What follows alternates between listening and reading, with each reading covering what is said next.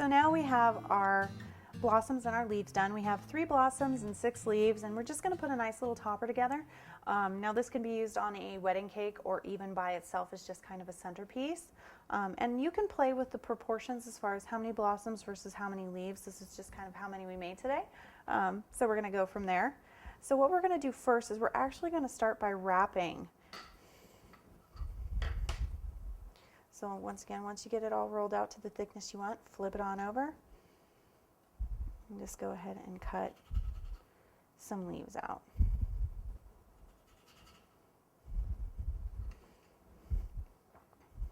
And make sure, now I've already got some set aside from when we did our petals, but you want to make sure you have a little bit of paste set aside to do your twiddle with. We'll go ahead and put 1 leaf in there until we're ready to use it. So very, very similar to our flower petals. We have our leaf veiner. We need to figure out how long we need to make our twiddle. You want it to go all the way from tip to tip on this.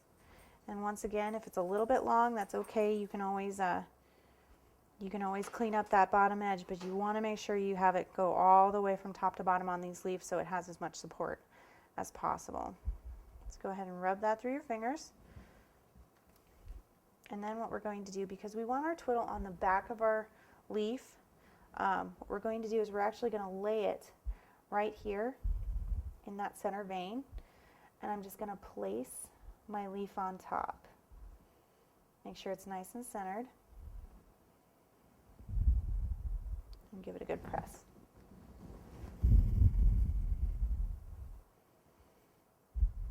All right, we're going to go ahead and clean up that extra.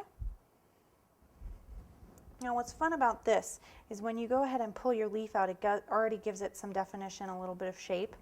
So we're going to go ahead, and you'll notice it's white. Don't let that frighten you. We're going to go ahead and give it some color with our dust. So you want to use a larger soft brush. This is just an angle brush, but you can use just any kind of larger, very, very soft bristled brush. And what we're going to do is we want to start with our lightest color first. So we're going to start with that same kind of yellowy green that we used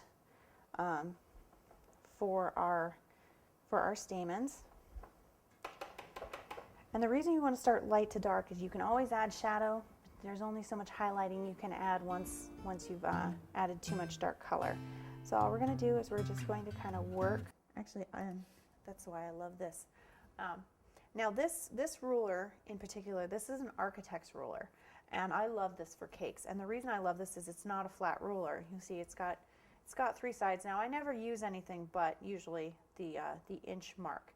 But what I love is it's got this nice flat kind of triangular surface.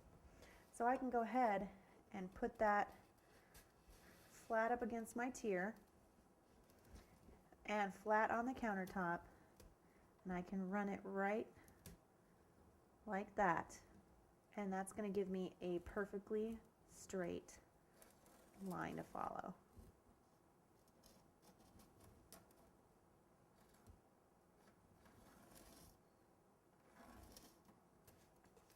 I'm going to do that on this side as well.